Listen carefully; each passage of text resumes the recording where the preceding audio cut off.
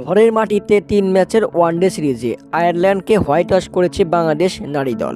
বিশ্বকাপের মূল পর্বে সরাসরি খেলতে লড়াই চালিয়ে যাচ্ছে জ্যোতি বাহিনী। তবুও রয়েছে শঙ্কায়, হাতে রয়েছে ৩টি ম্যাচ।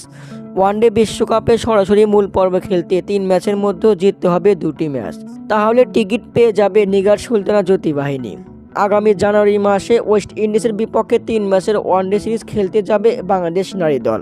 গুরুত্বপূর্ণ এই সিরিজে টাইগার্সদের খেলতে হবে নিজেদের সর্বোচ্চটা দিয়ে, অন্যথায় বাছাই পর্ব থেকে নিশ্চিত করতে হবে টাইগার্সদের বিশ্বকাপের টিকিট। ইতিমধ্যে আয়ারল্যান্ডের বিপক্ষে 3 ম্যাচে টি-20 সিরিজ শুরু হয়েছে। টাইগার্স ক্যাপ্টেন নিগার সুলতানা জ্যোতি বললেন, আমরা আশাবাদী ওয়েস্ট ইন্ডিজের বিপক্ষে ওয়ানডে সিরিজ জিতে বিশ্বকাপে সরাসরি মূল পর্বে খেলবো। দর্শক, আপনাদের মতামত কি? বাংলাদেশ নারী দল কি পারবে ওয়েস্ট ইন্ডিজের বিপক্ষে ওয়ানডে সিরিজ জিতে সরাসরি বিশ্বকাপের মূল পর্বে খেলতে?